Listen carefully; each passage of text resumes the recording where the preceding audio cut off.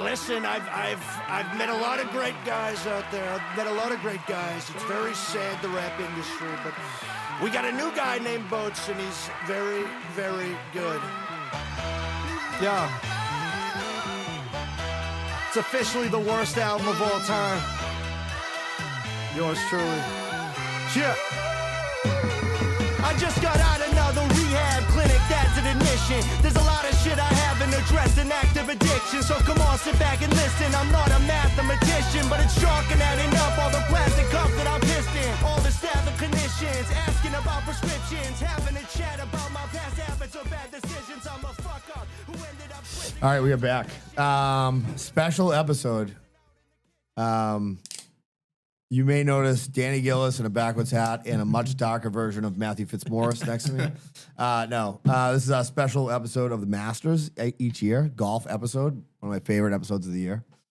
We have Jon and Rich, formerly of Flying the Green. Yes. Not chasing scratch. It's completely Much more lucrative endeavor. Danny got his head shaved today. And he looks like Bronson from the movie Bronson. He got his head shaved, his beard shaved for, they were doing it for kids for cancer stuff. They raised $11,000, which is unbelievable down at the IA. But Danny was going to be starting there at like noon, getting his head shaved. I'm like, that's like, he's not going to be upright. You know what I mean?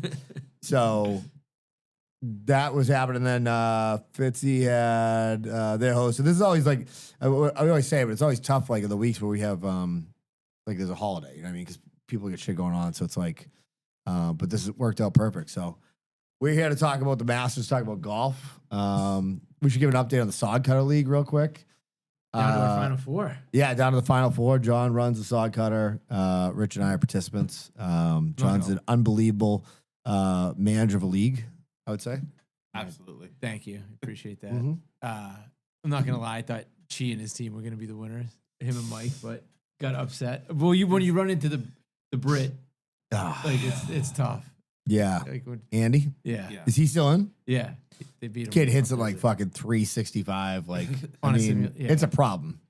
He's like a nationally ranked simulator player too. He has one in his he had a shed built in his yard, and he plays in some national tournaments and stuff like that. Like he basically follows the tour, and he plays every stop that the tour plays. So I played with him. I like him a lot, Andy, and despite his lineage, no, I'm just kidding. But I have many English friends. Is that what you say? But great guy, smashes it.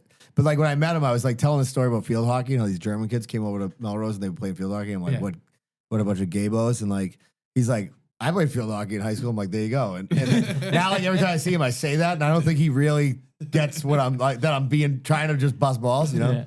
But he hits it a million miles. My favorite was, so Andy won, sorry, I didn't mean to cut you off. No, not at all.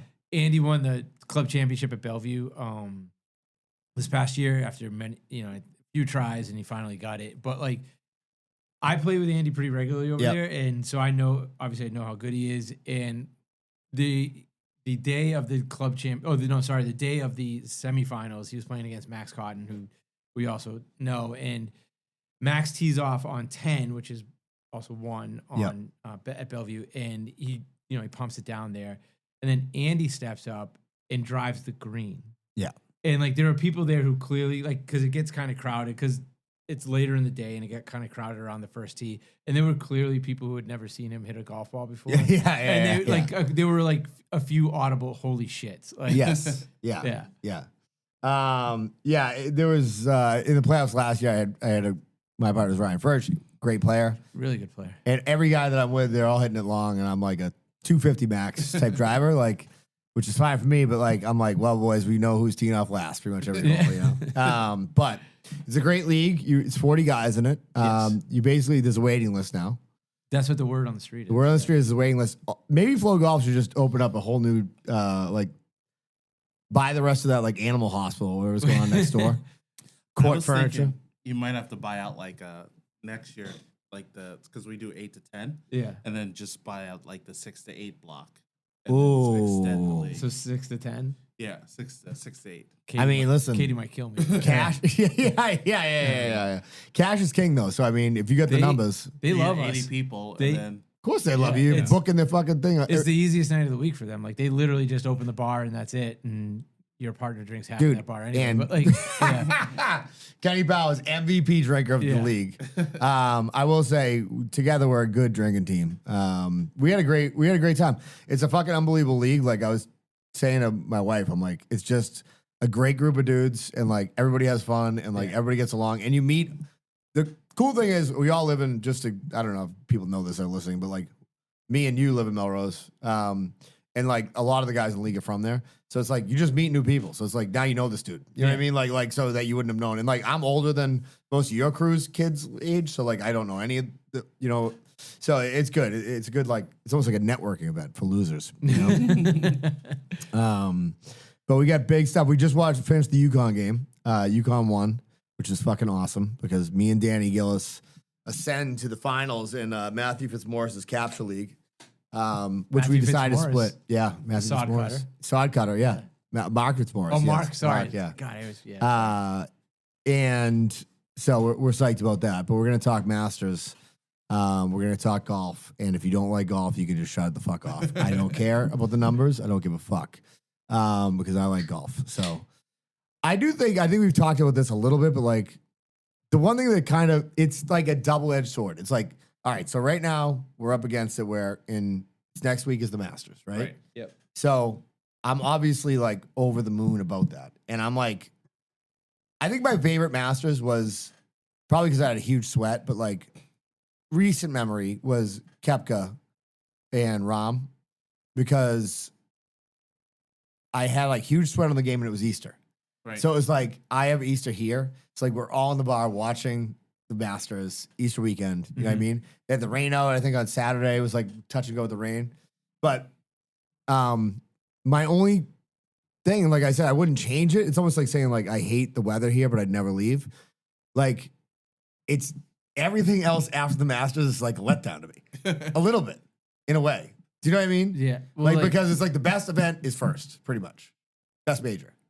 Okay, so you're saying the rest of the golf season, like I'm like, we already peaked. okay, We already orgasmed. yeah. yeah, See, I well, think I like that it kind of, because I love the Open Championship too. So I like the bookends. But everything after that, like, sucks. So I Yeah. do like. I think the part of the thing of the Masters Except for my old is tournament. that, especially Northeast, once the golf season ends and it's October, Yeah. August, like you're looking for this time of year. Like Yes. it's spring, it's getting warm again.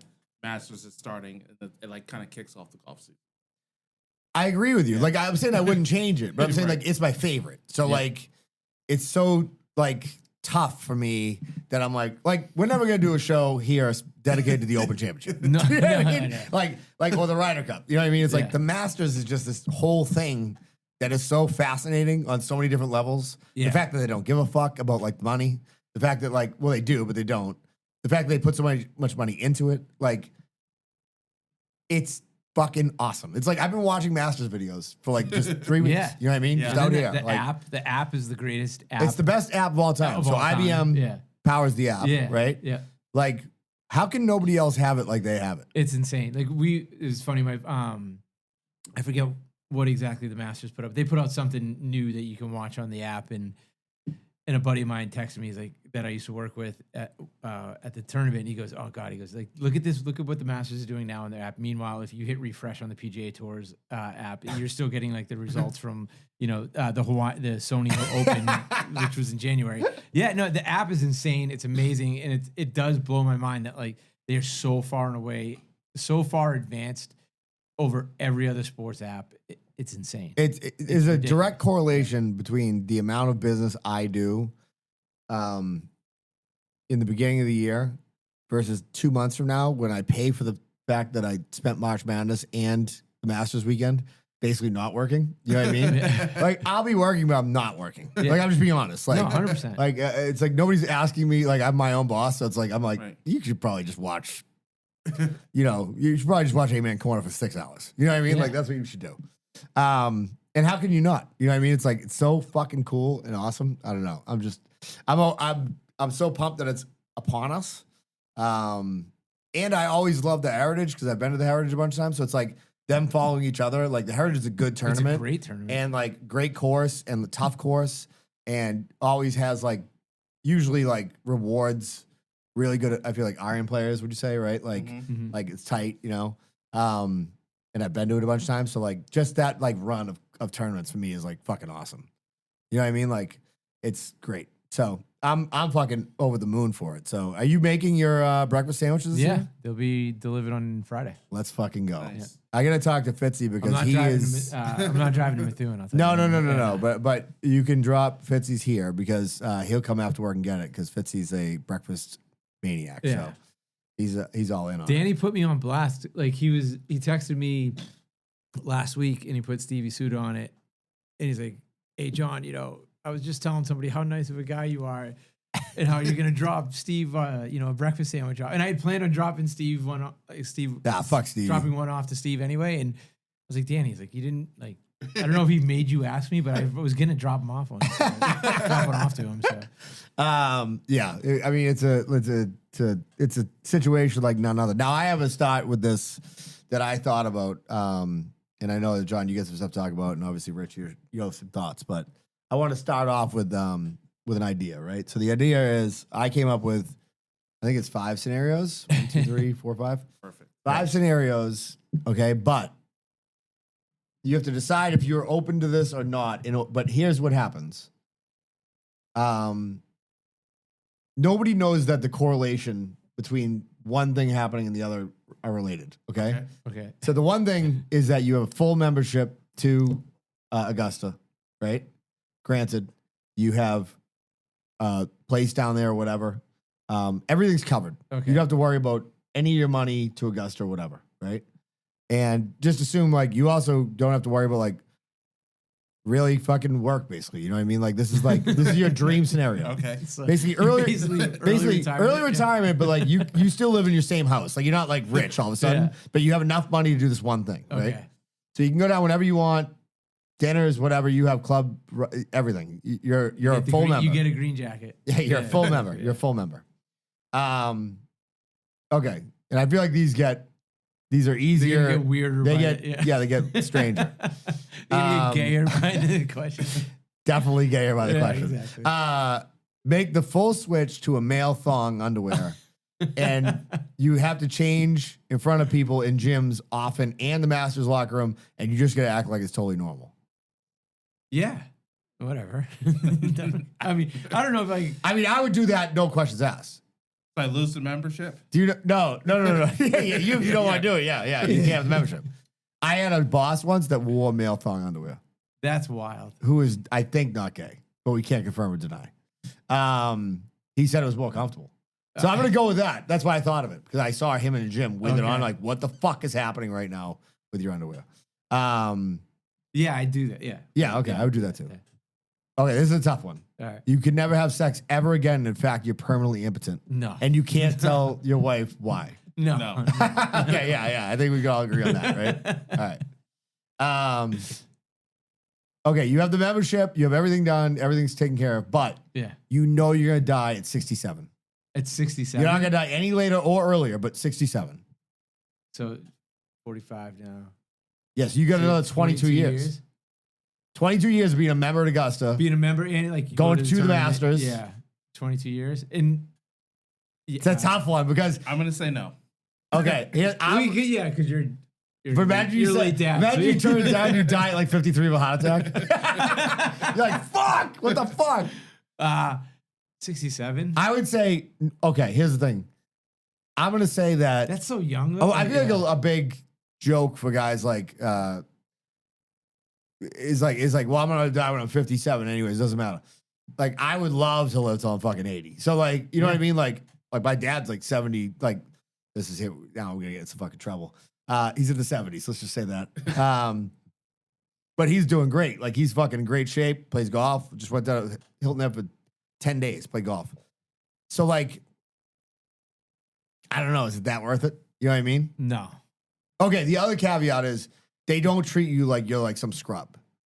So you're treated like. So you're like, something happens where like magic happens and like you're an elitist. You know what I mean? Okay. You're like a Warren Buffett though. You You get to choose go to to live the in a wine small house cellar. and like you're like Warren Buffett. You choose to like wear the old corduroys from like 20 years ago. You know what I mean? Yeah. You're like a very North Shore type person. No, I want to live past 60. Yeah, I do too. I would say no on that one. Yeah.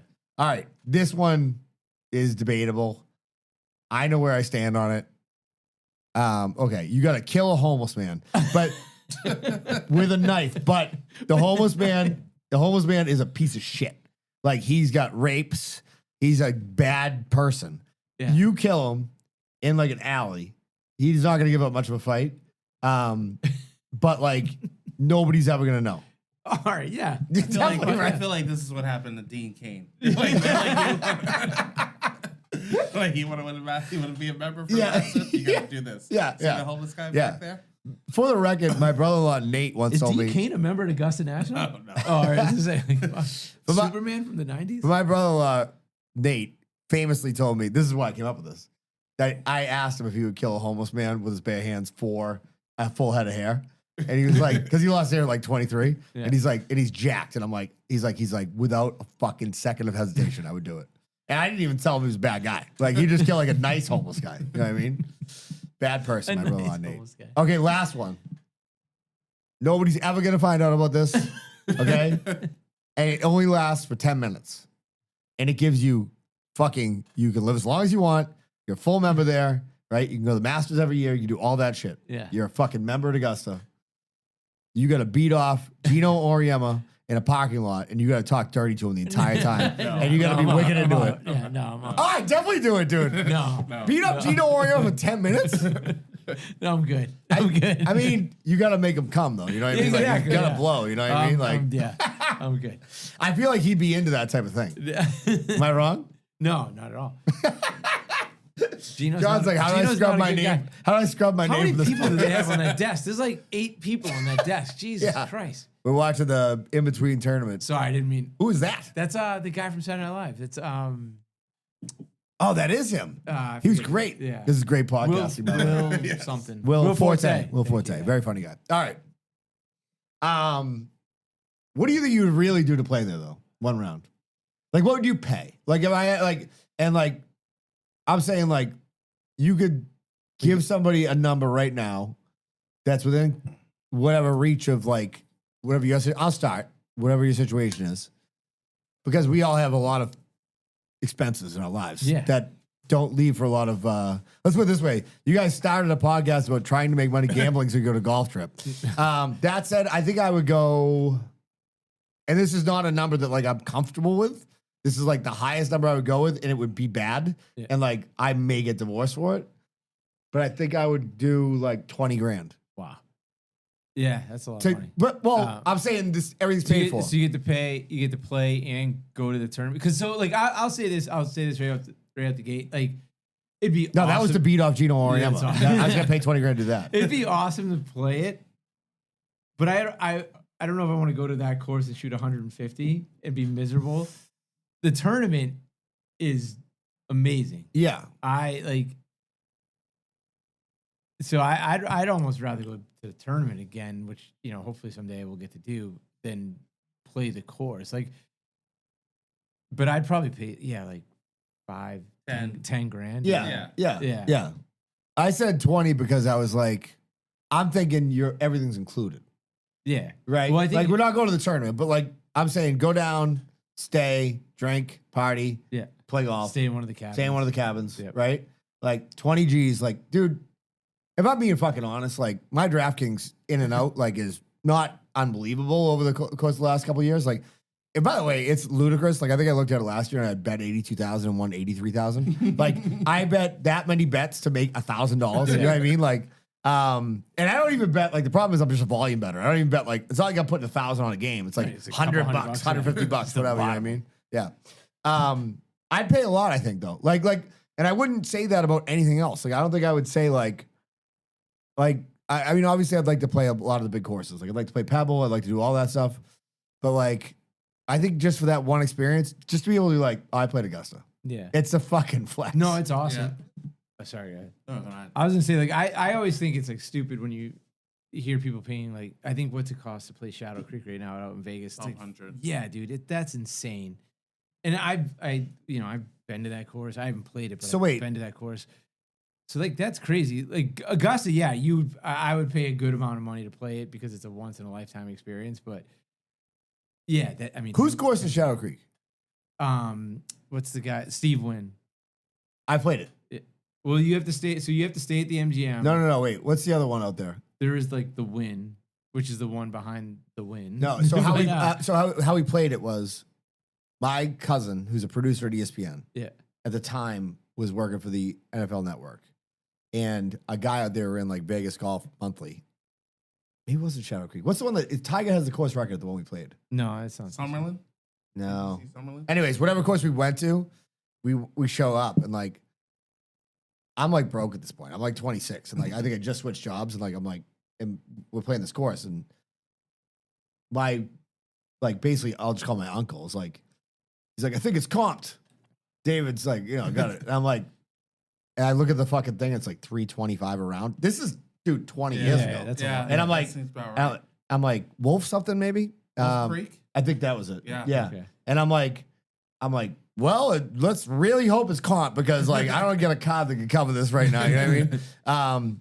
We played out there though. It was fucking really cool. Yeah. It is wild. Have you played out in Vegas at all? I've never. No, we used to do an event out in Vegas, and we would take clients out there, and that's how we went to Shadows because we had this deal with MGM. But I've never played out there. But it's. I mean, I played in Arizona. It's just wild. Yeah. So it's probably the same in Arizona, but it's so weird. Like you've got this unbelievably manicured fucking fairway, like perfect. Yeah. Like you nothing like this out here, and then like just desert. Like you know what I mean? Like Yeah. there's no like fucking trees and fucking. Well, that's the crazy thing about Shadow when you go out there is because like so it's probably about 20 minutes from the Strip. I think it's closer to I forget the name of the little town next to Vegas, but it's about 20 minutes from the Strip, and you're driving through like this neighborhood and it's just dust and like construction going on. And you're like, holy shit! And then you take this right onto the property and it's like this oasis. And it's the greenest shit in all of Las Vegas. So yeah, it is crazy. Like you wonder how the hell that like you can't imagine what the water bill looks like or something like that. Oh my God. Yeah, exactly. Rich, by the way, we should congratulate you because you just had your first child, Oh, thank you. which is a seminal moment in any man's life and also usually degrades the golf game to a point. But Well, that's why he lost on Thursday night. that's why he lost. It's what happens. The love overtakes you, and then you're not as cold as ice anymore. You know what I mean? I thought I was going to have the perspective. But we had you came by before the league the other night, and we had a few guys in here, and you and I were chatting. And I will say that when you have little kids that are little, and you're just holding them basically like while they sleep, essentially, and like intermittently feed. The retail therapy can be very problematic. So, could you give us a rundown of what you purchased? Yeah, so now we're at we had 2 new hats, a hoodie, 2 new golf clubs, and some of the stuff I can't be just putting out there. My wife might be listening. So, shoes we're looking at. So, yeah. Did you That's a buy lot. your saw cutter gear yet? Yeah, that's coming. I got in. mine. All right, just making sure. How many people have bought? Do you know? 27 Nice. so far. So I got the shirt and the zip, and Yeah, I I got went the for it. hat. I got it all. So you also run, by the way. We have a little pool, right? oh, the one and done. Yeah, Yeah. yeah.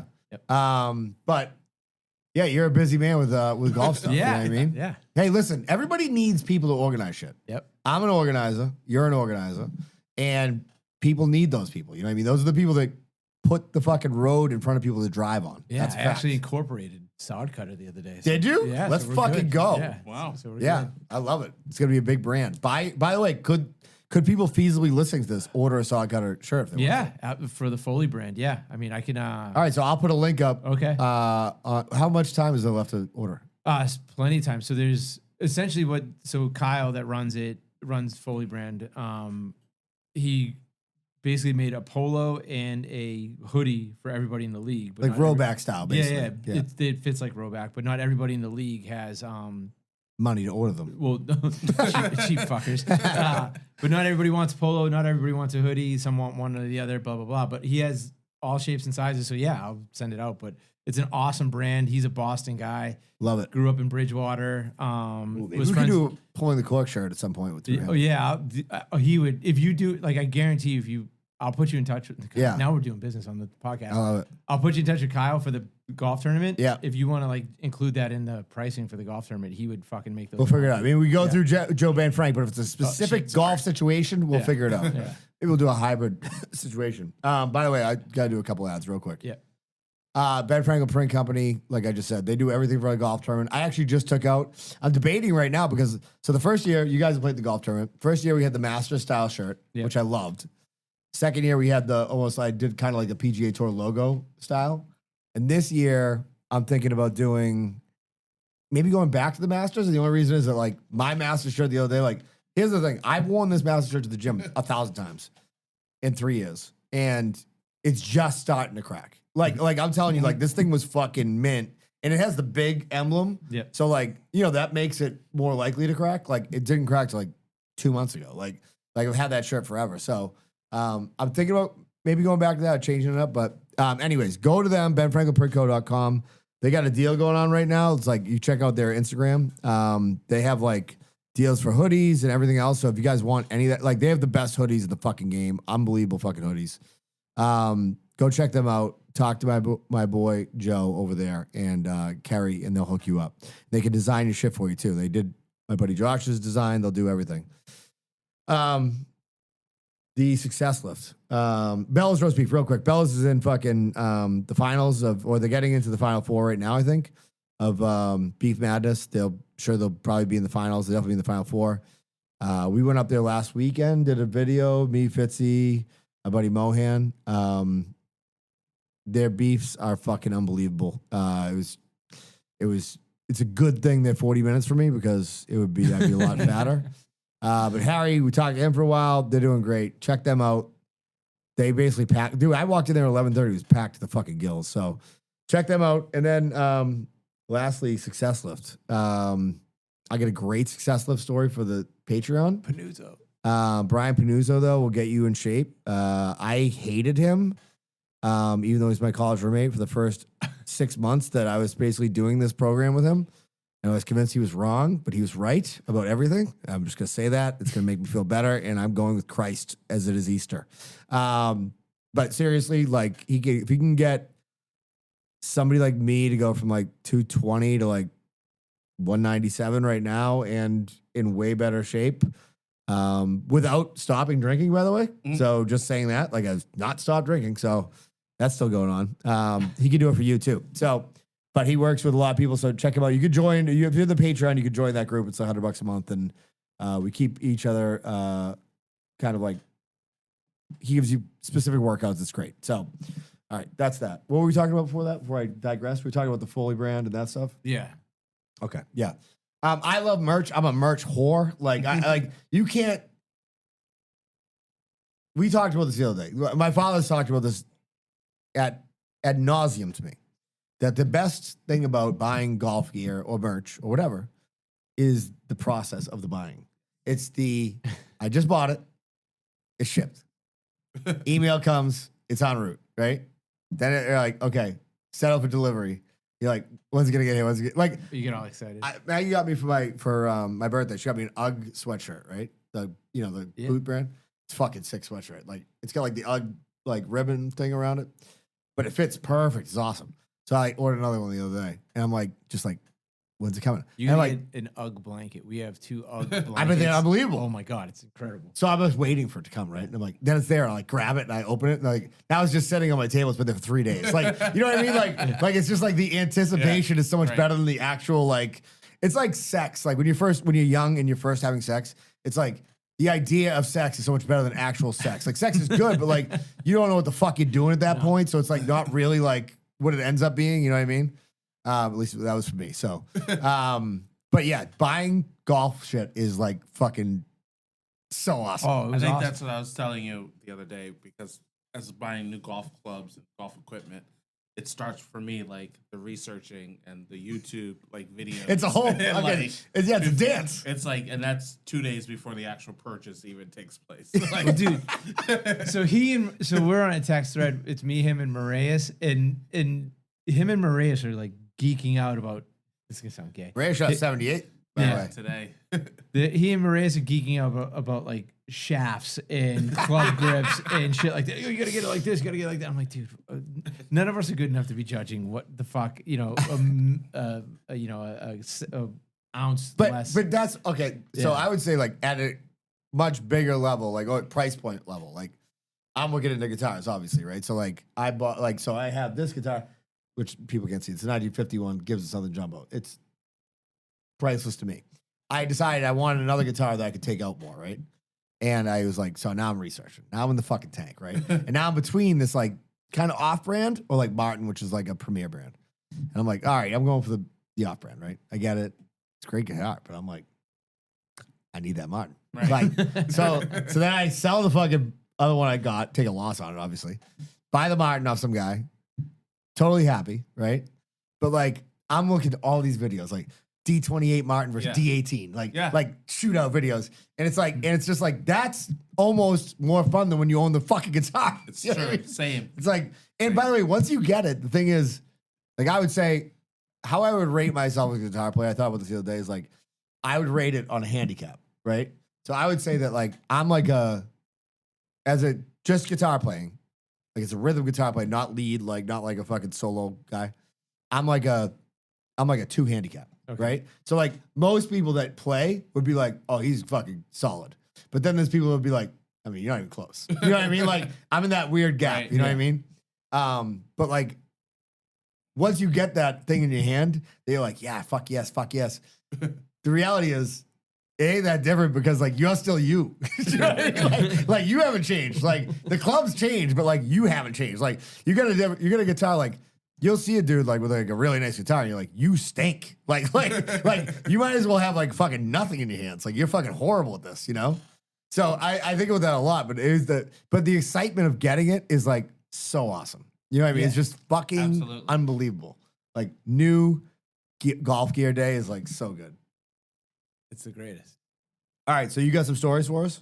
Well, yeah, so we got stories, and then I don't know if you guys want to talk about like the actual Bets? tournament itself. Yeah, Yeah, I do want to talk about that. because we were talking about it. It's like the first tournament. As great as last year was, and I love Rory and loved watching him win. Like him winning takes away all like any kind of real storyline. Well, from the that's what we tournament talked this about the year. other night. Yeah. Yeah. So like, So what do we they're have? Yeah, they're actually gonna have to like play for us It's to flat. Yeah, to develop a story Nothing. because there's. Well, no let me ask you Tiger this playing. first of all. Like, if you had to have somebody win that you'd like to see win, like who would you be rooting for this year? I mean, I think Justin Rose is probably number one. Rosie or Tommy Fleetwood, probably those two. Okay. Obear? No? I like Ludwig. And I mean, what's he played in 2 tournaments, 2 Masters, and he's top 10, both of them. Yeah. So yeah, he's fun, but he's still young. Like Rosie's like our age, so like you got to No, root for him. I mean, yeah. I'm down with that. I'm just Yeah. saying that, like, if I'm thinking about people I'd like to see kicking around that are exciting to me. yeah. Rose, obviously. Obear, obviously. I mean, obviously, you always love an underdog. You know what I mean? Like a guy that, like, maybe he's down a little bit. Like that Gary Woodland shit was fucking Right. That was awesome. unreal, dude. Yeah. Unreal. I mean, that was like fucking insane. So, like, You know who'd be fun as fuck to win this year? Patrick Reed. I'm Would be dude. So, awesome. I've won like 5 golf bets in my life. Like Yeah. as a maybe not because I can remember him as like just betting the guy and him riding the whole thing. It was Patrick Reed at the Masters. I had his Masters bet. I had Bill Haas at the event. That's why I have a fucking bobblehead of him up there. And I've had 1 or 2 other ones, but Patrick Reed to me, like, that's probably biased because my father's like, but he's fucking cold as ice. Like he's a fucking, he's an absolute prick. Like it's like if you get him, I think in a pressure situation, he's good in that situation. Yeah. And he could be like elite. I think Patrick Reed, criminally underrated. He's like a golf terminator. Like it's Yes, dude just I agree loves with you. Golf. Yes. He just plays. He'll play around the world. He's shown he'll play anywhere around the world. He just loves playing golf. Yeah, and his reputation. So we had dealt with Patrick a couple times at the tournament. Oh yeah, and- let's review real quick for anybody who doesn't know. You used to run the Deutsche I Bank. used to run sales for the Deutsche Bank, and Yeah. yeah, so So we had to deal with these guys, and dealing with him. The first time I ever saw him was a practice round. I think it was like in 2014, 2015. I can't remember when he first came to the tournament. And so the way TPC Boston is set up is there's the big range that everybody can come watch the players on, and then there's like a back range where if you're playing, if you're teeing off on 12. You could see the guys in the back range hitting it. It's small. It's like maybe like 8 players could fit back there. And there was this pudgy guy on the back range by himself with a woman on his bag. And I remember we were taking clients around, and I was like, I made a note of it, and I went back to the clubhouse. I'm like, who the fuck is on the back range, and why is like he's got like a woman caddy? No offense, but yeah. You don't see that. Yeah, it's just not normal. Yeah, it's not normal. And somebody goes, "Oh, that's Patrick Reed, and that's his wife." And I was like, "What?" So this is the first time I'd ever seen him. But dealing with him individually was fine. Like Patrick was great, easy to deal with. Was always good to our volunteers and our sponsors. He and Harold Varner, like they had a really good. We used to do these interview these private one-on-ones with clients, and he and Harold Varner sat there and they bust each other's balls for 45 minutes. It was great. The problem with Patrick is the wife. Like the wife is awful. She's a menace. She's an absolute terror. That's a problem. Yeah, that's a problem. The problem. A lot of guys have fallen into this trap. So like the problem is not just Patrick Reed. Yeah. The problem is like I am convinced that Patrick has never had sex with another woman besides Justine. Probably right. Yeah. Probably right. So it's first pussy syndrome. Yeah. I hope he doesn't hear this, but my brother suffers from this. Like it's first pussy syndrome. He's so enamored with her, and she knows it. She's got him wrapped around her finger, and he just happens to be one of the 20, 30 best golfers. Dude, it happens to a lot of people. Yeah, and so she controls everything around him. So like whenever we needed to deal with Patrick, we had to go through Justine. Justine was a massive pain in the ass, and she put her foot down on a lot of shit. So she made it very difficult. Dealing with him was easy. Dealing with her sucked. Yeah, and to the point where a friend of mine that used to work for the tournament, if he was putting for birdie and he 3-putted, he used to call it a cunty. After he interacted with her, he started calling it a Justine. So I love Patrick. I think it'd be fun for him to win because nobody likes him. And I love him. Yeah, exactly. Like I'm all in. I think, and he finished what? Top 5 last year? Yeah, he was like second, 4th, maybe. Yeah, dude. Third, so I would, fourth. and he always plays all there right, well. so we'll get into it early. I mean, I'm batting Patrick Reed. Yeah, a top 10 Patrick Reed back. Top Patrick Reed.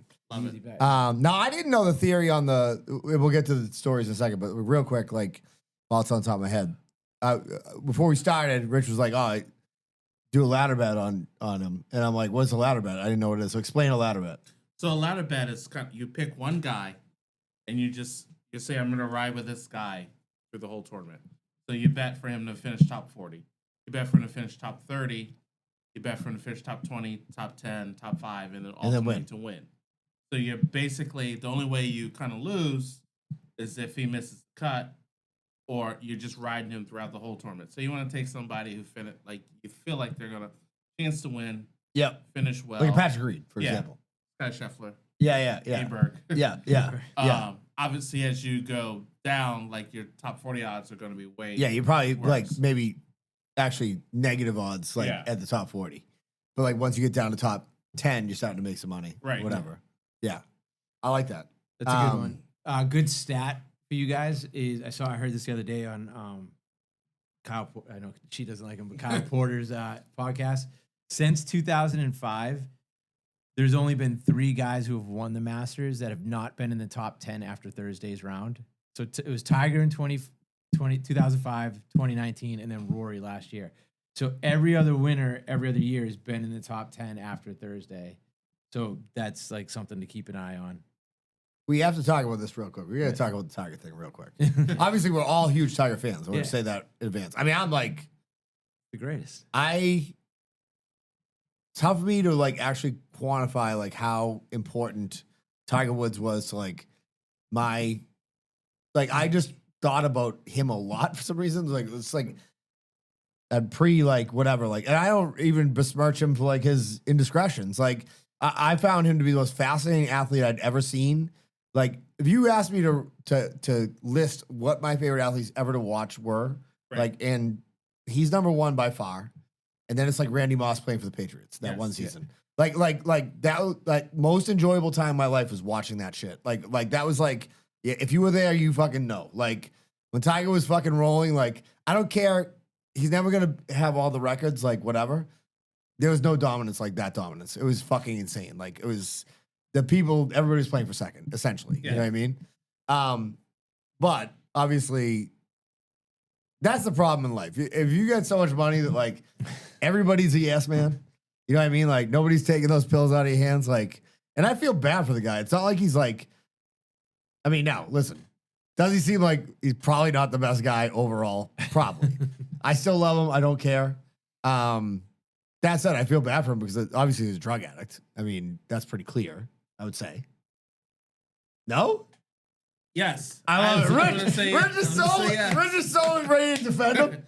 So I'm going to say, if we go back last Friday when it initially came out, where he was the rollover crash and then he's charged for DUI, then everybody jumps to conclusions. He blew 0 on the breathalyzers. He's on pills.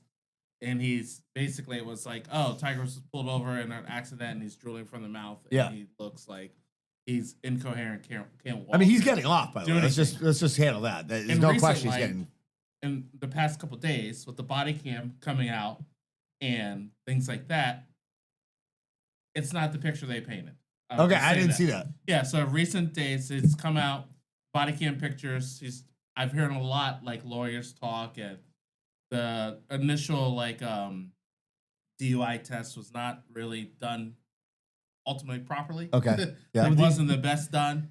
And then Tiger, like, being like, I got into an accident because I was talking to the president on my phone. It's an incredible flex. It's a wild flex. Yes. Incredible. Yeah. And then also he was very, very coherent.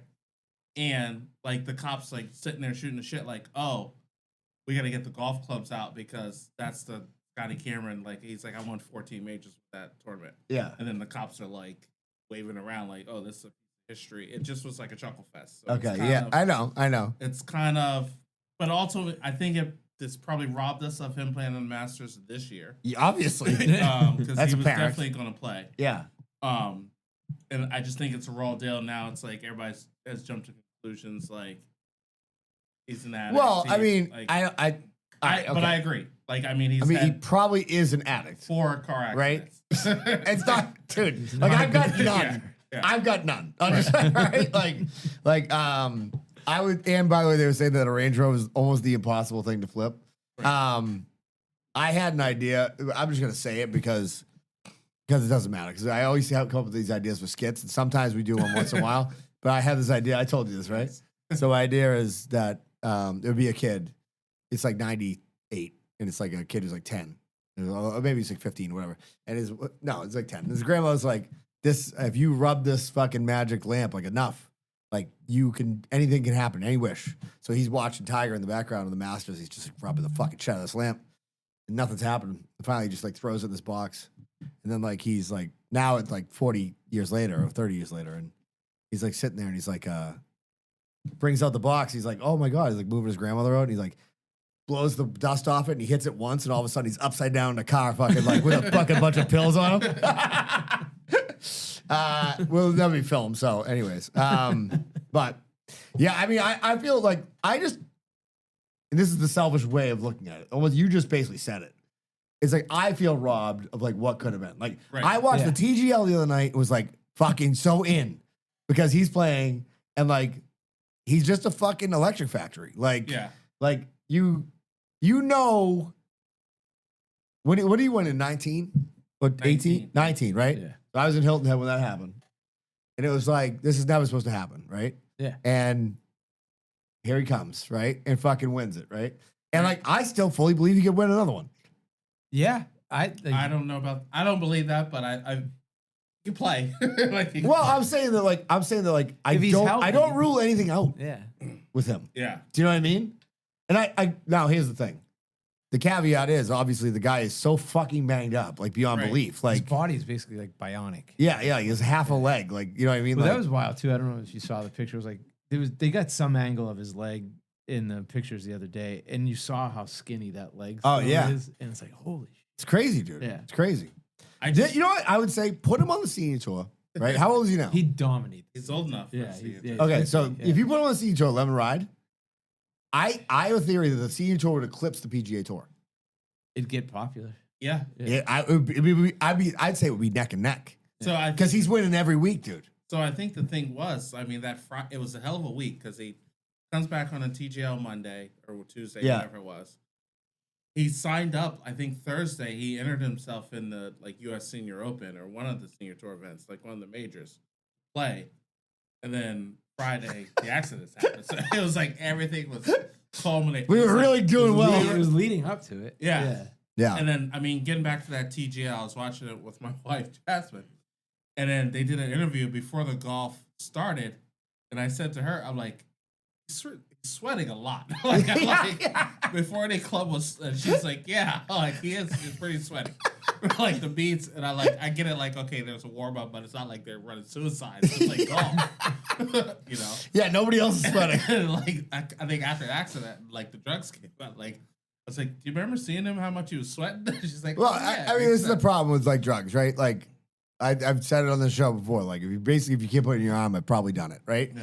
Problem with drugs, and I've never been an addict, so like that's a whole different thing. But the problem with drugs is, and it's same problem with beers, except for beers eventually make you sleepy. There's never enough, right? It's like you get high on anything, and you get that dopamine rush, and then like you start coming down, and then all of a sudden you're like, oh, I need that again.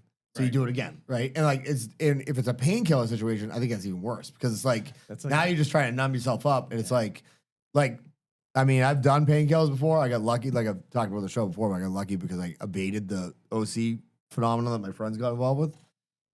But like, dude, you take a painkiller and have a glass of wine, like you fucking feel real sick. You know what I mean? Like you're gonna feel real good, you know? But yeah, so I feel bad for him because it's fucking brutal, and it's wild. Like just the whole thing about him, like the fucking America loves a comeback story, but like the absolute ascent of like this. First of all, like you've talked about, like a man of color, like becoming this unbelievable golfer, like the most dominant golfer in the game, and like being such a good steward of the game and like caring about it and everything, and then all of a sudden like just goes like crashing down, then goes back up, wins the Masters, like, and everybody forgives him. By the way, everybody fucking is like, fine, we don't care, like because I don't care at all, like whatever you do in your personal life, but. I just find the whole thing is just almost like a Greek tragedy. It's like unbelievable. It's surreal. Yeah. Surreal. And it's, I mean, who knows what happens next, but he could come back next year and win the Grand Slam of the Senior Open, or the Senior Championship, Senior Majors. All right, John, load us into some actual stories. All right, so I not only love the Masters, but I love like everything that surrounds Augusta, like the lore of Augusta, the members, how you get in, the supposed like you need like 10 people to vouch for you to get in, and then once you get in, it's like the entry fee is only like supposedly like $10,000, and so I just love like the stories about like what goes on in the clubhouse and all of that stuff. So I was dicking around this week and looking for fun stuff to talk about today, and just found like random You stories. want to think about Gino Auriemma and beating him Yeah, up? exactly. Beating Gino Auriemma off in the Walmart parking lot in Storrs, Connecticut. So I found one story that actually like pertains to the Masters, but then the rest of them are all kind of built around Augusta itself, including like the wildest story that I ever heard about Augusta ever. Where do you access this information? So two of them I got off a podcast, the Shotgun Star podcast, and then the other one, I just like literally Googled like wild master stories, and this one came up, and it's about like a hostage situation that actually happened at Augusta National while Ronald Reagan was playing the course. Oh, I did hear about this, I think. It is crazy, give it that to me. whole story. So we'll start with the fun ones, and these ones are obviously Augusta. So we'll start with one kind of Boston Celtics related. So 2 years ago, was it 2 years ago when they won the championship? And Drew Holiday, through one of his sponsors, gets invited to go down and play Augusta National. and I feel like I've heard Drew Holiday is a good golfer. no, he does not like golf. Supposedly, according to the story, he does not. Okay, like, I'm thinking of somebody else. yeah, he does not like golfing, but this sponsor pays him a lot of money, and they want him to go down there and play Augusta National. And his agent, who is a big golfer, is like geeked out of his mind because he's going to accompany Drew on this trip. And they go down, they fly down. It's the night before, and Drew Holiday calls his agent and says, "I don't want to play tomorrow. Like, get me out of this, no matter what you do, because I don't want to go out there and play." And his agent basically was like, "There's no fucking chance you're backing out of this because I want to play Augusta National, and we're going to go and play that." So he forced Drew Holiday to go out there.W Holiday supposedly shot like 110 and was miserable. That seems like a pretty good exactly. Score. But so that's one of them. Well, I would say this too. I don't know much about Drew Holiday other than his time here at the Celtics. Great player. Seemed like a fucking great guy. But like, if that's not your scene, do you know what I'm saying? Like, Yeah. like It's uncomfortable. Like if you were like to me or you guys, you're like, hey, this polo club, like out in like fucking Lexington, wants you out there tomorrow to play polo. I'd be like, I'm not really fucking down. Like, it's the best polo club. Be like, fuck. Well, I don't give a fuck. You know what I mean? Like, I can see that aspect of it. Right. Yeah. So also, again, it being in Georgia was probably the only thing bigger than Augusta National and the Masters in Georgia is the SEC. Yes. So there's a ton of stories like kind of built around that. So I found a few pretty good ones. So we'll start with Lou Holtz. You know, rest in peace to Lou Holtz. He was actually the only green jacket member that we saw when we were down there. So supposedly Lou, not the greatest golfer in the world, but Lou did master one hole in particular. He's a member there. He's a member there, Yeah. right.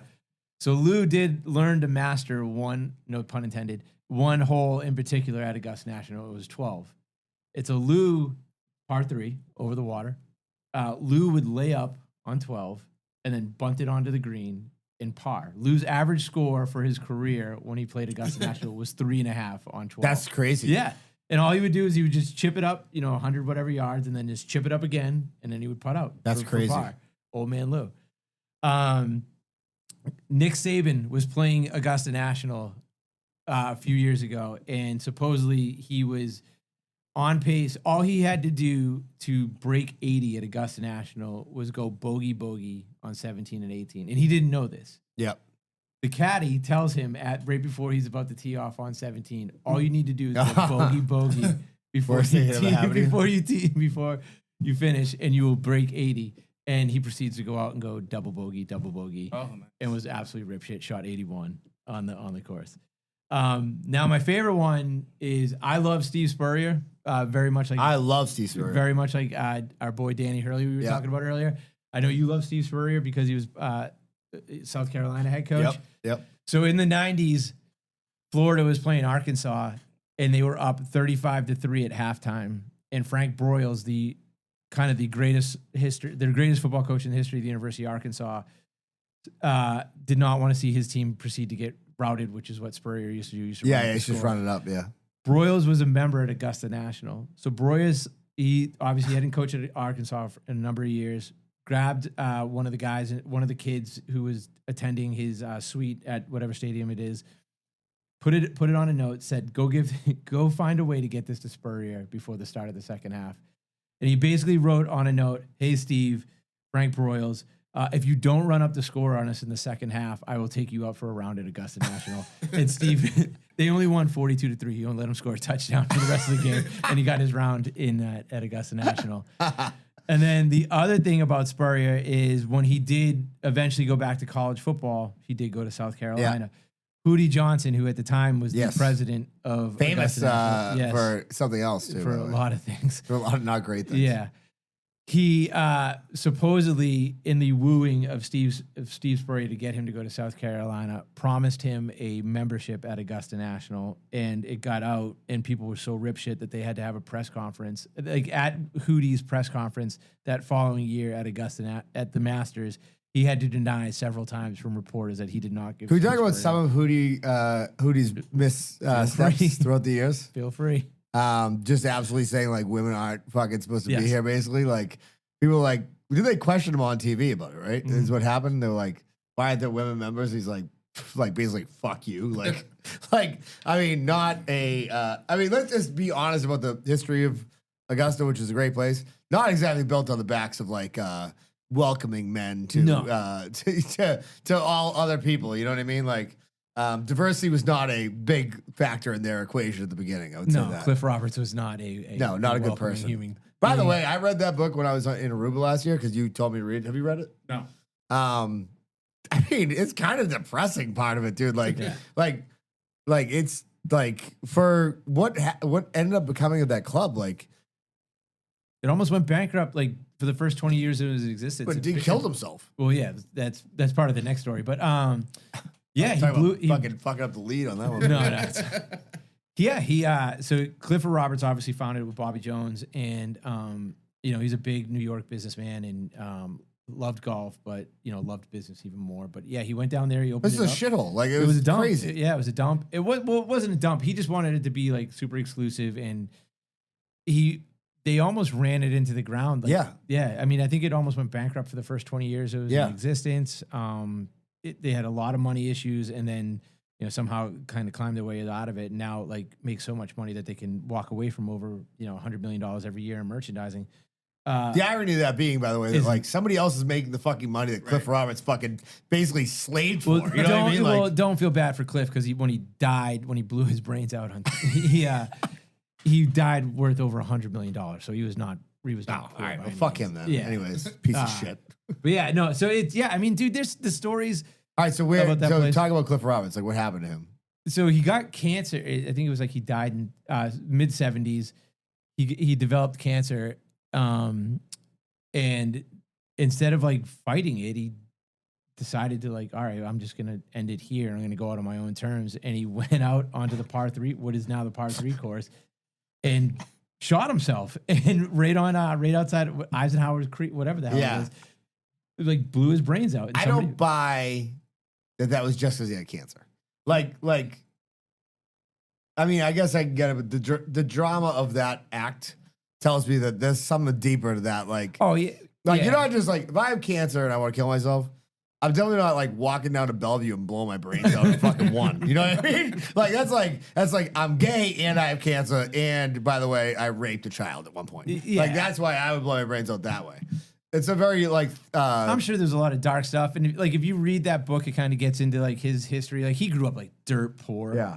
Like for every bad thing that there was about Cliff Roberts, like the guy was a self-made millionaire. He created what is now everybody's favorite golf tournament of the year, and he didn't take any shit from anybody. And he was at one point like arguably the second most powerful guy in the country, in the world, because nobody could talk to Eisenhower the way he could. He spent more time at the White House while Eisenhower was in office than anybody outside of the Eisenhower family. Like he was in. That's insane. It was nuts. He had his own room at the White House.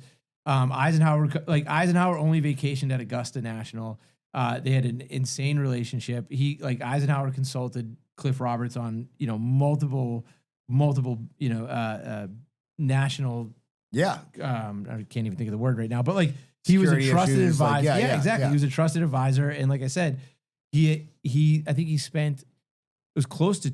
I forget. I'm a terrible historian, but like I don't know how long exactly Eisenhower was in office, but whatever that number was, Cliff Roberts was at the White House at over 200 nights. So like that's how powerful. Because they were fucking. Yeah. That's why I blew his brains out. Yeah. Probably. Now I will say this: I thought about this a lot in golf, right? Because I often try to think of why golf. I know the core reason that golf is so addicting is that we all have hit a shot that is perfect or almost perfect, right? And so like that is what draws you. It's like I had done that, so it could be repeated, right? I have had sex before, so I know I could do it again. Yeah. I've hit a fucking 9-iron to 2 feet, so I know that I can do that, right? I know if I get everything in line, I can do that, right? And that's kind of I think the initial draw of like what makes golf addictive. But what I think makes golf, which I think is overlooked, what I think makes golf the most interesting game of all the games is that every other game pretty much that I know of that's a major sport is played in one confine. 100-yard field, court, right? Basketball court, tennis court, whatever, right? Every course you go to, it changes.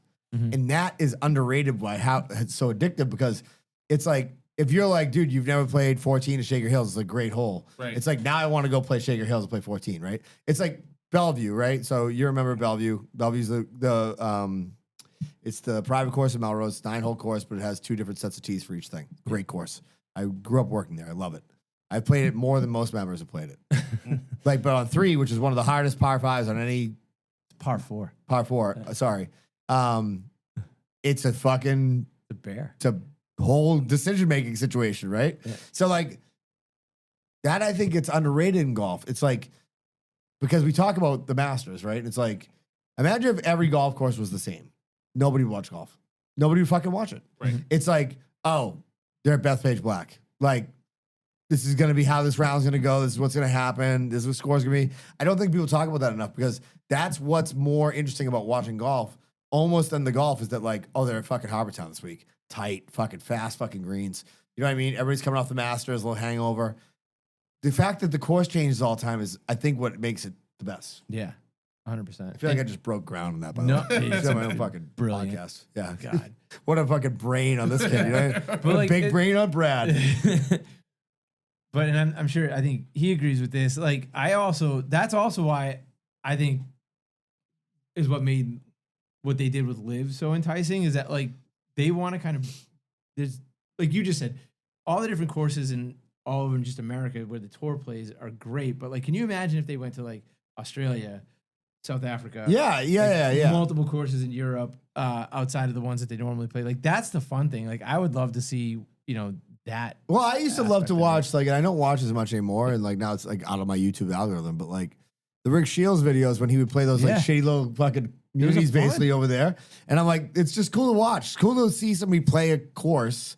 He'd be like, oh, it's a par 64. I want to see if like I can, I'm trying to shoot like 3 over. And like it would just be like, I'm in. Like I'm fucking in on this. You know what I mean? Yeah. I think that's a super I agree with you. I think like watching golf in other areas is super cool. But the problem is that we kind of have the best. So it's like, well, it's like America, you know what I mean? Like we got the best weapons, we got the best fucking golf courses. There used to be No Laying Up, another podcast that we both listened to. They used to do this travel series where they would go to like Australia or they would go to, I think they went to Sweden one year and they went to Argentina and they would just find these random ass courses that you're never going to play. Yeah. And you would sit there and you'd be like, God, those courses look fucking awesome. Yeah. Yeah. So Yeah. I agree 1,000%. It's the best part. Yeah, I mean, dude, you know, like if you know what? I mean, unless you're like, if you watch that Bay State Golf guy on YouTube, Yep. yeah. So this guy, free plug, if you like golf, Bay State Golf, he just does all Massachusetts courses. He's trying to play them all. I think he's played like 140 of them. I saw the other day. Yeah. And he does a great job with it. I don't find the guy captivating. I'll just say that.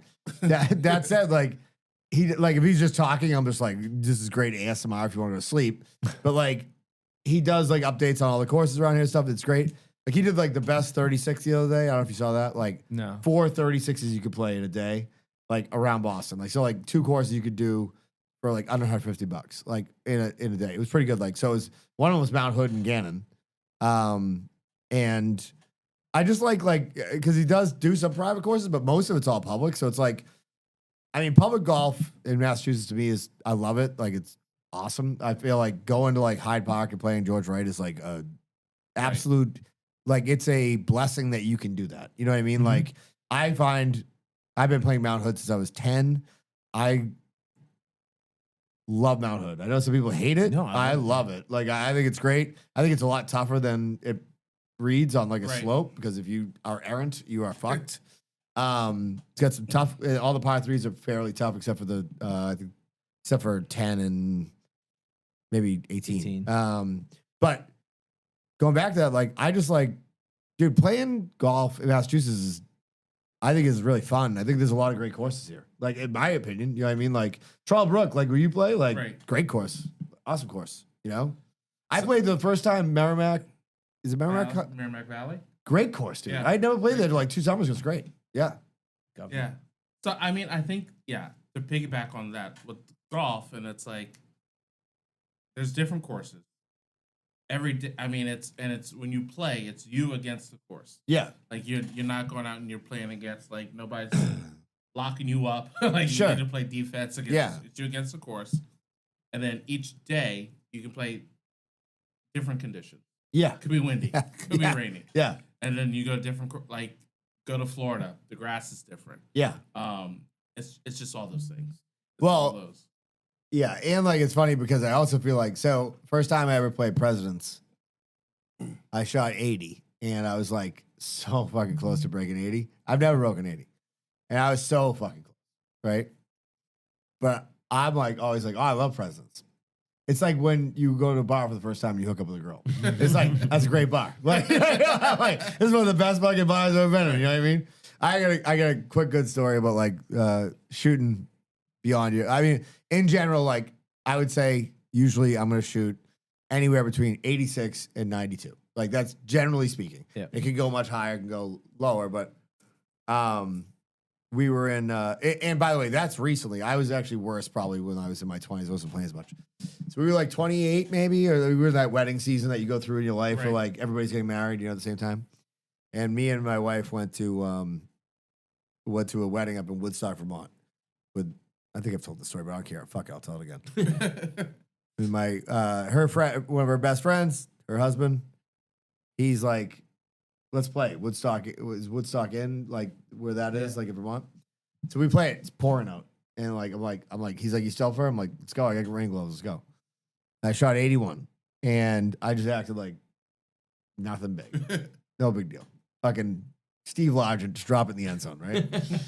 And then like I played with him like at like captain's course at like West Dennis, like whatever that is, like 2 years later, and I shot like a 98. And he's like, I thought you were like fucking 6 handicap. Like I'm like, nah, you actually saw one of my best rounds of my life. Is basically what happened. But I just acted like it was no big deal. You know what I mean? Which I think is great. It would be great to like. It is funny because doesn't matter, right? It's like Rich. What are you 6, 7? Yeah, around there. Okay, so you're a 6, 7. What are you like a 12? Yeah. Okay, yeah. So I'm like a 12. I'm like I don't know if I'm 13 or 12, right? Everybody, I heard this described best by one of the best bluegrass guitar players of all time is Brian Sutton. Like Billy Strings learned basically watching Brian Sutton. Brian Sutton's on every big country album you ever hear an acoustic guitar on. Brian Sutton playing it, right? Okay. He's like, here's the thing. He's like, we're all kind of on the same path, right? Some of us are further down the road, but everybody's just as frustrated, like at that point in the path. You know what I mean? Like, Right. So you're like whatever. You're at 19. This guy's a 7. He's like, why aren't I a fucking 5? You know what I mean? Like, why aren't I fucking 4? Yeah. Like, it's like the same fucking thing. You know what I mean? It doesn't really matter. And I always say this. I'm like, the best things my father ever taught me about golf was move your fucking ass, play fucking fast. It doesn't matter how bad you are, as long as you don't look for a ball for more than a minute. Like, that's like the rules. Like, and by the way, if you get that, you're pretty fucking good. You know what I Nobody's mean? gonna complain about. Nobody's ever going to complain about playing with you. In fact, people always comment on the fact that I don't practice swing is because I have anxiety because of my father. You know what I mean? I'm like, he'll be like, no, I'll be like, you'll slow down. I'm like, you created this. Like, this is what you created, you know? I learned it by watching you, Dad. Yeah, exactly. Any other thoughts as we wrap up and then we do Patreon? Yeah, I don't know. Oh, we gotta do bets. Yeah, so Okay. All right. So who do we like? Go ahead. You So start. Masters, I'm touching on a little bit. I do think it's flat going in. Like I don't Yep. think the storylines are there. Tiger is out. Phil's not there.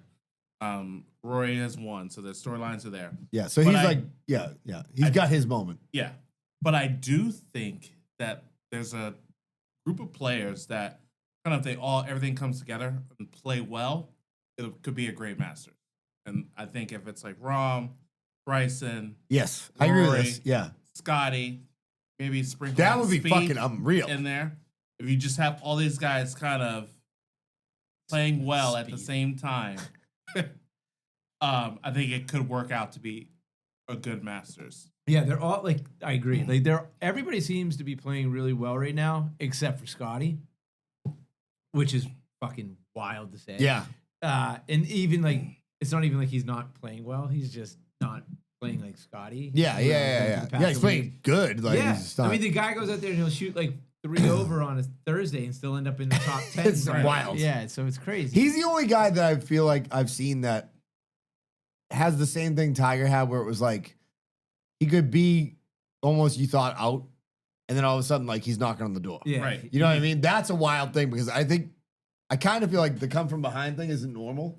You know what I mean? Like, a lot of guys are great at, like, being in the front and, like, hanging on. Yeah. The come from behind, like, deep is hard. So that's the funniest thing about him. Like, he's never, for as great as he is, and, you know, arguably he's already a top 20 player of all time, but, like, I feel anyway, like, he's never had to actually work on a Sunday to win a major.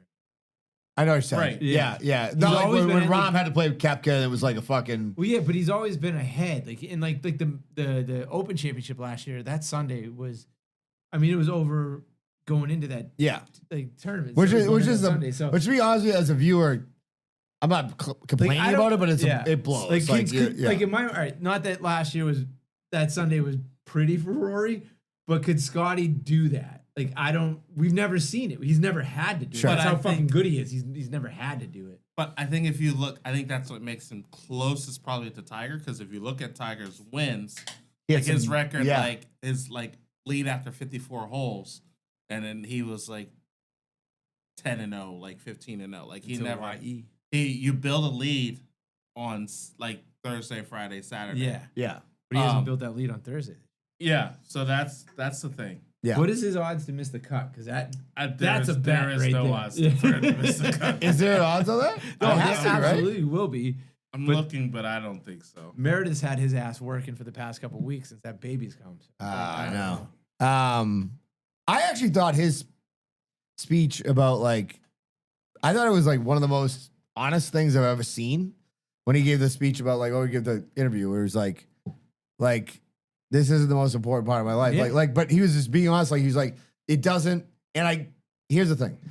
If somebody works I'm taking this down to a way lower level, right? So it's a caveat. Yeah. But like in my business, what I do are we make 25 to 30 sales a year, and they're huge sale, big volume. I mean, big numbers, low volume, right? And you start getting that thing where it's like you got you're very happy that it happened, but it doesn't buzz you up as much anymore. Like you like doing it, you like the whole process, but afterwards you're kind of fucking that's how I felt like he was saying. It's you got other shit in my life that's more important. I love doing this. It's fucking awesome, but it doesn't make me feel as good as you probably think it makes me feel. Do you know what I mean? Yeah. And it's like anything else. It's a pursuit, and then you're never done. So it's it's not it's not like you win. I'm sure for some guys they win. Was it Chad Campbell? Did he win the? not Chad Campbell, the guy from Illinois. Chris Who we was talking Chad Campbell? Was that it? The He got the Masters. Did he win the Open or? Anyways, whatever. Whoever I'm thinking of, the Campbell kid, he won an Open or we won a major. And I remember watching him being for him, yeah, maybe. He's fuck, I did it. I'm done. I'm good. I'm cooked. But for a guy who's at the elite level, it's you're never done. You know what I mean? It's like Tom Brady. It's do you think Tom Brady is truly happy? No, Probably not. Do you know what I mean? Yeah. And that's what made him who he is. that's kind of we'll bring it back to Tiger. That's kind of the sad thing. If you really want to get him on a therapist sofa, all he's ever known is golf, and he's now at that point in his life where there's a real possibility that he has to give it up. So he is so I don't know if addicted is the no, right you're word, but, probably absolutely he correct. just he can't give it. He doesn't know what he doesn't know what that next phase would look like, and he Yeah. can't give it up. So it's he just keeps pushing his body to get him back to play golf, and his body just can't take it anymore.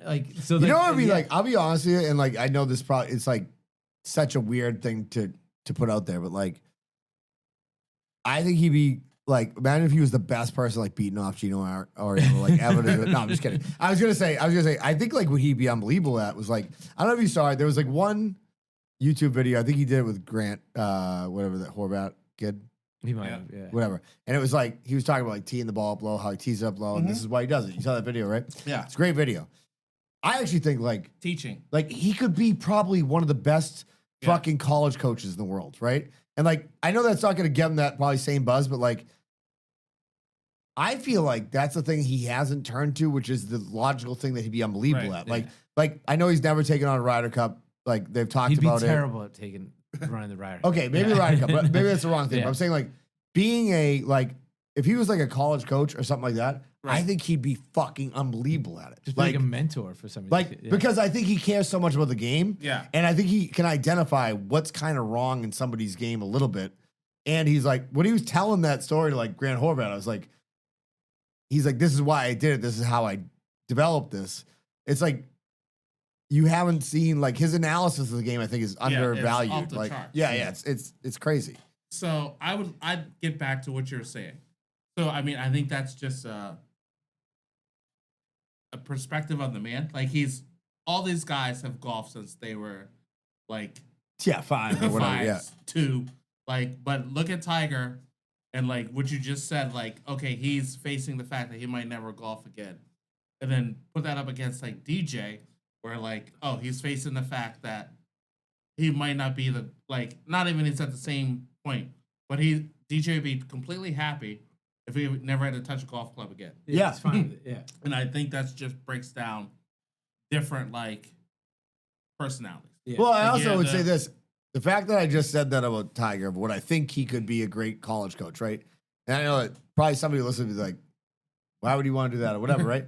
I'm just saying, I think he could be like probably the Bill Belichick of it. Right. Like, whereas I think DJ is such a fucking dummy, like, it's such a dipshit. Like he's a great talent and like an unbelievable golfer. And like, I'm not taking anything away from him. He's one of the best golfers we've had. Like, he's a fucking idiot. Right. Like I would rather interview like, I don't know, like some homeless guy that you're about to kill than DJ, because I think he'd be that interesting. You know what I Yeah. mean, of a person. But I mean, I think Rory went through the same thing last year after winning the Masters. I mean, this happened. Like he's tried for years and years. This is what I want to do, and he's Build like, up, I've build done up. it. Yeah. So like, what do I do next? Yeah. Like he had No, to, I agree. He locked himself in a room in New York with a simulator for like, how do I get myself back up to like, how do I build up? I can't remember, but I think it was, I want to say David Duval, Yes. who was during the time like 2000, 2001. When he was cooking. Was really 99 was as good as Tiger. Like, Oh yeah, they were like, he got to number 1, and it was like you had to get to number 1 back then. You had to beat Tiger. Like only people done is like Dave Duvall and VJ. yeah, And then I think he was like he got to number 1. And he was like, okay, this is it. Like, what do I do now? I got money, I'm good. Like I'm Yeah. here. Yeah. Like I did it. And it's a letdown. Like it's so. Well, that's well, why. I think that's the thing. I think it's like I think it's one of those weird things where it's like you have to almost be like a psychopath, because it's like, okay, if whatever, if you're doing that, right? And also, by the way, you're traveling all the time. It's not as easy as everybody thinks, right? So you know more than anybody. But like, every week you're gone, right? Basically the whole week, right? So say you married, you have kids, right? Now a sociopath like Tiger doesn't give a fuck about that, but like Scotty Scheffler does, you know what I mean? These people do. So it's like, once you have the money, right? You either got to have one of two things, I think, to keep it going.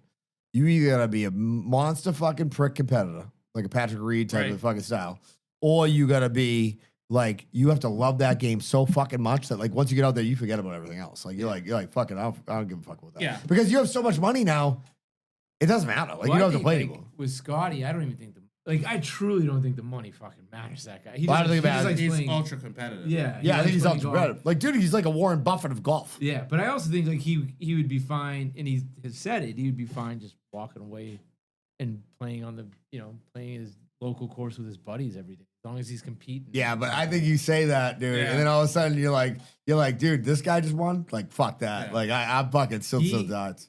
I don't know. Yeah, I don't. He's a different animal. I mean, I love him too. I'm just saying that, like, I feel like it goes for whatever we're talking about, right? It could be any business, could be anything. When you all of a sudden get that payday where like you basically don't have to work again, right? It's tough to keep Keep the fire going. Yeah, You know what I mean? Like I get it. Like, it's not like I get it with NBA players. I get it with everybody. I get it with golfers, especially. It's like, I can see why you disappear. You made $15 million. You're already set up for life. You talk to your money manager, like, you don't have to work again a day. You can live your life like you have it with this house, everything. Nothing's going to change. You're like, well, what the fuck am I fucking going out there grinding fucking to make a cut? You know what I mean? Like, whatever. I was talking to somebody the other day about like this guy they know that he made like, I think he made $20 million when he sold his company. Yeah. and he's got it sitting in some, he's got a good portion of it. I think it's like 12 million just sitting in some potential whatever account, and whatever the interest is off of that, the guy's making 500,000 a year just off the interest alone, just sitting in that account. So, no big deal. How do you think I have this garage? Exactly. You know what I mean? Fantastic. I'm making $5 a month off what I got in this account. All right, so we got to do bets. We got lost again in the sauce. Sorry. No. That was my fault. All right, here's who I like to win Okay. based on what we've already talked about. I like Gobert to win. I like Patrick Reed to win. What's Patrick Reed's odds right now? I got them. These 4,500. that's a fucking lock. That's great. You want to make $4,500 this week? Put a dollar on Patrick Reed. yeah. So I mean, looking at the odds, it's crazy because right now, I mean, Scotty's obviously the favorite, Yep. but second favorite is Rom. Then goes Rory, Bryson. What's Bryson's odds? Plus 1,100. I don't mind that. Now, what I would rather do is like almost parlay Bryson like top 5 with, because I think Bryson's in it. He's going to be in the top 5 or he's just be fucking out. Bryson top 5 with like something else. You know what I mean? Somebody else like top 10 or something like that. I would go Bryson top 5, Obear top 10. He's made the top 10 the last 2 years in a row. I kind of like that. I don't know what the odds on that parlay are, but they're probably pretty decent, I would think. Who's top 5? Bryson? Bryson, and then Obear top 10. Plus 674. It's not great. That's pretty bad, actually. All right, don't take that bet. All right, let's erase that. Who do you like for long bombs? Let's talk about that. Like long shots? And the funny thing is, when's the last time a long shot won the Masters? Danny Willett. It hasn't. Dude, that's 20 years. Yeah. So I just saw something that I had a good long shot for you today, because these guys, all these like betters and touters, they try to run down like a last 10 years the Masters winner has been in the top 25 of the world. And then they get to a point where they've just eliminated everybody. Nobody else can. Scotty. No, they eliminated Scotty because they were like, oh, the last Masters winner was 28 years old. Yeah, Irish. Like 27. But long shot. Corey Connors. Okay. Corey Connors. He's not going to win it. Plus 8,200. Yeah. He's not going to win it. But if you want to add him to a top 20 or like top 10, always in the front page of the leaderboard. Yeah. He just can't fucking putt. He can't putt. Dude, you know who was playing good the other day? It was Horschel was playing really good on Fuck Billy Thursday. And I don't think he's in the field. No. I'm just saying, like, it was surprised me. Okay, so what do you think about Maverick McNeely? He's a really good golfer, and his dad's stupidly rich. Okay, so like, see, that's a problem for me because I'll tell you right now, if you are already rich, it's tough to win. Like, you could be as good as you can. Maybe he's different, but like I'm saying, like, I don't know, like when you already got money, dude, like people need to be thirsty. I don't think he can win, but I think he's the guy you can see, like a name you can see in the league. Top 10, yeah. He could like be like a leader after a round or something.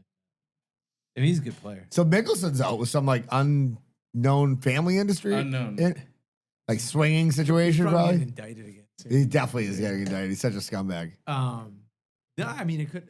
Hopefully, it's not. But like, wife had sick a few years ago, so hopefully it's not. Because she seems like a decent. Seems like. So they kind of like 10 guys can win the Masters, like 10 to 15. That's okay. Kind of, all right. Yeah. Who are those 10? Aubert. So Scotty, Rom, Bryson. I don't think Bryson can win. He can win. I think he can win. He can win though. I'm saying like he could be there. All right. How about I would do it this way? How about I throw out some names and you tell me if they're in that 10? Okay. Or if they're I like not. this. I like this game. All right. Cam Young. No. I'll say actually. You know what? Yeah. I'll say no. Because he's putting now, so Cam Young. Okay. I'm not a Cam Young guy. He was awesome in the Ryder Cup, and he was great at the Players. But I think I don't know, like guys like him, guys like Xander. Xander, I'd never buy into Xander. Like Cantlay. You think you win? Yeah. Xander can't. Like, but they're so boring. You know who That's you know whose win. fucking guts I hate? Colin Morikawa. Right. Let me tell you why. Absolutely. Do you remember the first season of Full Swing Dog- when he's in the doing dog the with the socks. doing the Adidas shit? Yeah. Or is it Nike or Adidas? I can't remember. Adidas. And he's like, I don't like that color. I'm like, dude, you entitled fuck. I'm like, you entitled fuck. I'm like, dude, there's people out there working a tilt-a-whirl somewhere for fucking $8 an hour. And you're sitting there bitching and fucking moaning. I'd take a 9-9 across your neck. I just want somebody to win to have like a personality, and that's probably why I shouldn't have said Cam Young. Cam Young could absolutely win, Okay. and he's so good, but he's so boring. All right. Yeah, I just Ready want for the next one? Yeah, all right, go for Yeah. it. Sorry. Victor Hovland. See, I love Hovland, and he'd be a fun guy to win, but I don't think he can. Right Okay. I'm gonna go a little bit down the board too, just to make Okay. this a little bit. Yeah, give fun. me some. Akshay. Yes, 100%. Oh, I think you win. I love Okay. Akshay. Yeah. By the way, my cashing out on him on that Saturday for like $9.50 was unbelievable. Yeah. Best gambling move of my life. The next day, he just falls apart. All right, and I'm gonna add in their odds too. I get Make one. them. Okay, what's Akshay? Plus 6,500. Oh, That's a I'm in. good I'm bet. fucking in. I'm betting Yeah. that. Definitely. Okay. 100%. Let me give you a guy real quick Yep. that I'm a huge fan of, and I'll tell you why I'm a huge fan of. I don't think I've ever told this story.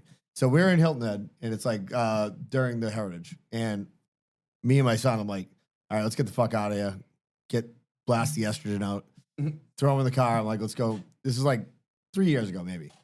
Let's go play mini golf. So there's like one that we always go, we buy 36, right? So we'll play 18 and 18.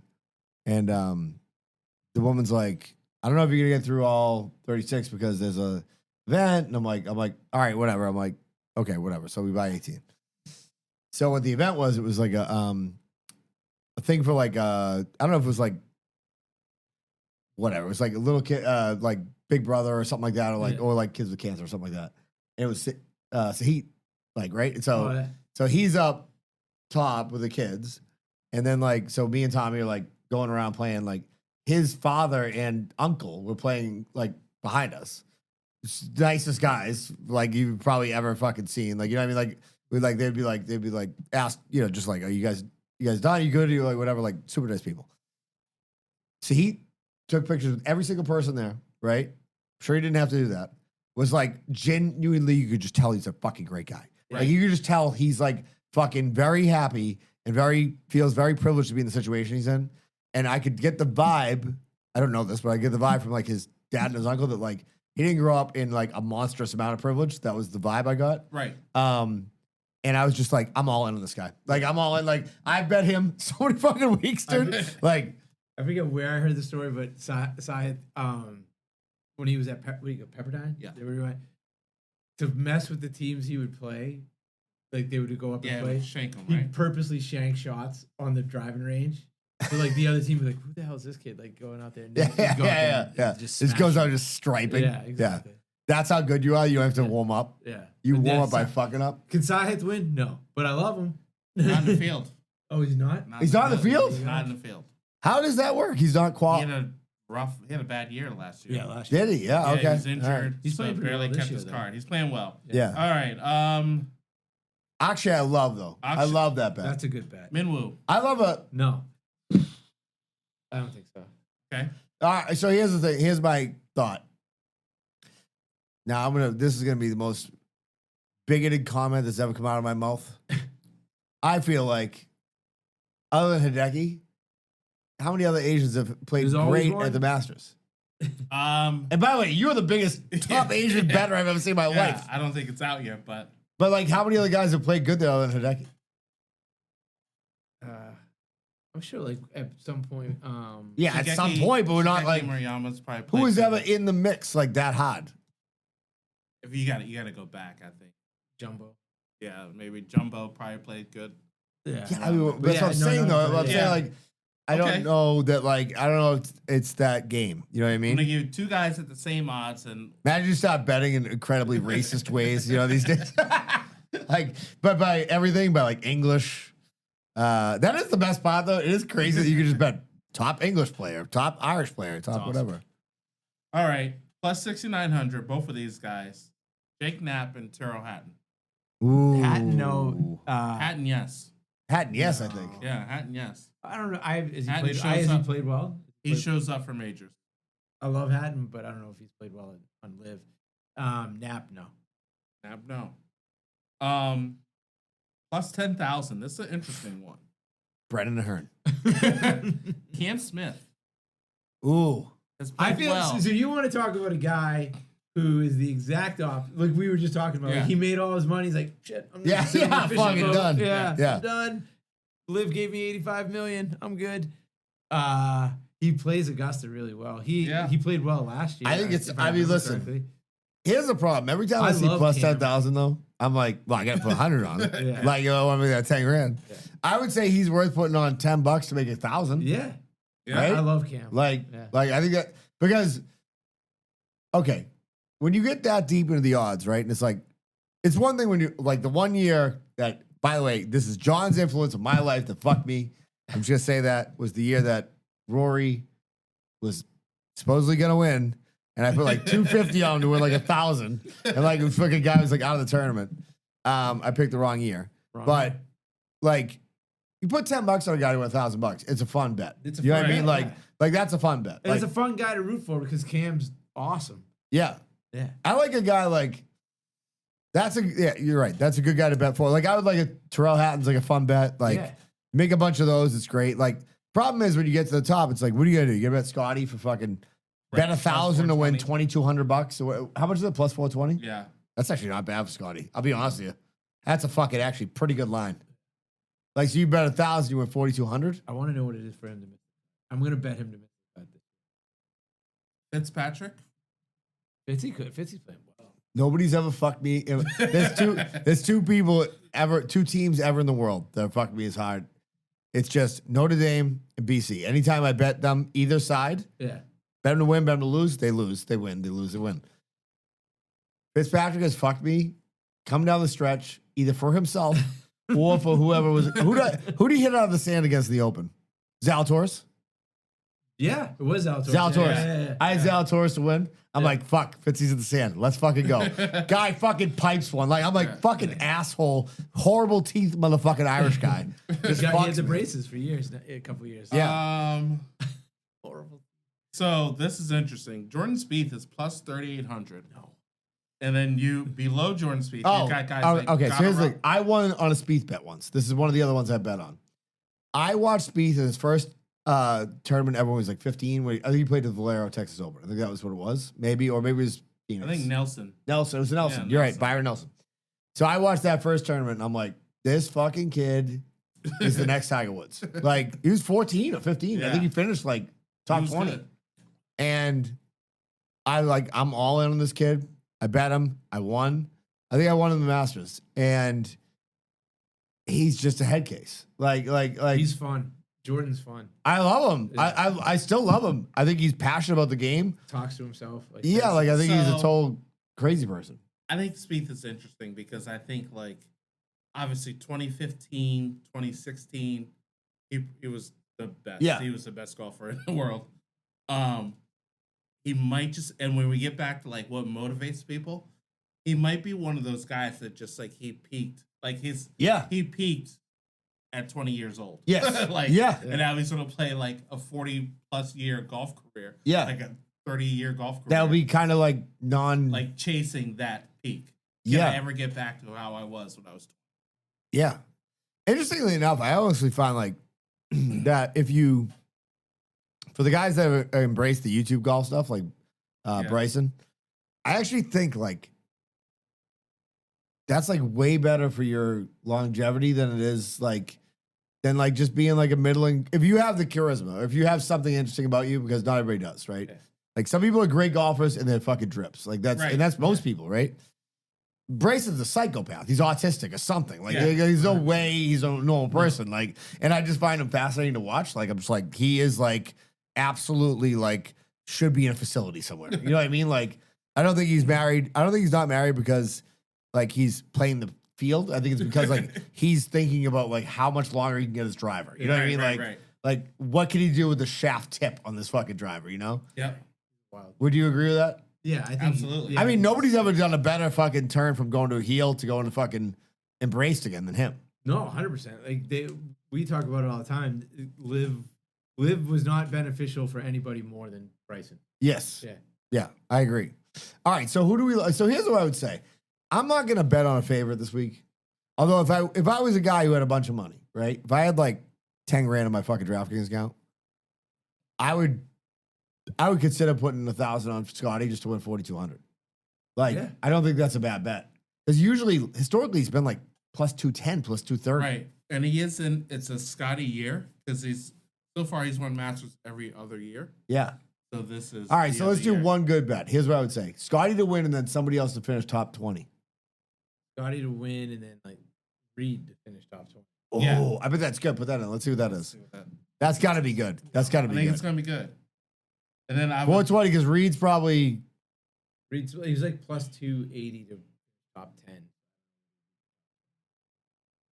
with combo. top 20. Yeah. All right. It's got to be good. I mean, it's gonna be decent. Probably like plus 1,000. It's gonna be plus 410. Or no, I'm sorry. It took plus 1,000.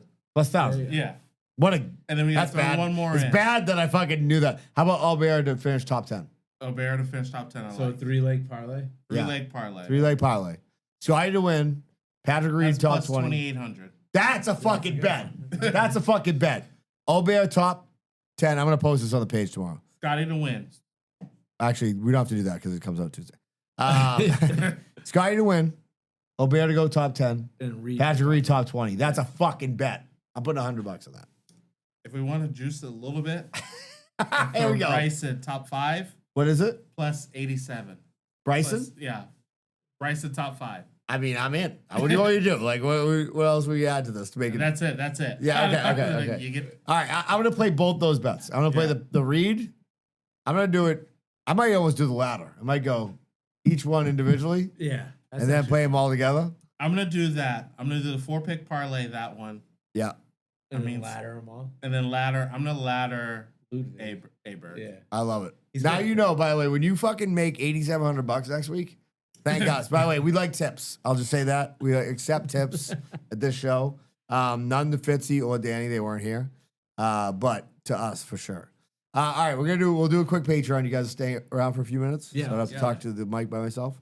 And then, yeah, so by the way, if you want to buy sod cutter gear, what I'll do is this show comes out. Patreon will get it tomorrow or tonight, probably tomorrow. But if you want sod cutter gear, if you just want an awesome fucking like golf hoodie or a fucking shirt, Polo, yeah. I'll send you the link and you can get it there. And then also you can get on the waiting list for the league. Oh, by the way, last thing. If you listen this long, then you really like golf. That's what I would say. Which is good because this next announcement. May 22nd, I've said the golf tournament. So people who've played before obviously get preference. That's how it works. But every year things change. It's Memorial Day weekend, so people drop out, drop in. Is that Do you- Memorial Day weekend this year? Yeah. Oh, Are you away? shit. Yeah. No. I'll be here. All right, let's go. All right, you meet everybody. You get to see fucking Clocky, Bobby C, Josh the Ironworker. Everybody that you listen to on the show is there pretty much. So if you want to get a force. out. Panuzzo is the one that has not made it in, but he would. I'll tell you right now. I'll say this about Panuzzo. I don't know that anybody likes playing golf more than Panuzzo. He posts videos of himself in that simulator like every day. He likes also posting videos of himself with his fucking feet open and like a cigar in his mouth like a pimp, playing some sick course I'll never play. But it's a good relationship we have together. It's acrimonious and friendly at all times. But yeah, May 22nd, it's an 8 a.m. Shotgun start. And all the money that we make from this tournament goes to support cystic fibrosis, which I think is a very good thing. They need the money. And yeah, so if you want to be in on that, we're going to start reaching out to people. It's kind of like Augusta, like we reach out to you. You know what I mean? Like we say, you played last year, would you like to play again? We had a full deck last year, 144 players. We've sold it out both years. By the way, lastly, get tickets to the comedy event. It is next Friday night. It's at Malden Irish American. Tickets are in our Instagram post. Ticket Taylor. It's $40 a seat. We got great comedians. You should come out and see that. If you don't, you're not getting the golf tournament. All right, I'll see you later. Peace. Bye.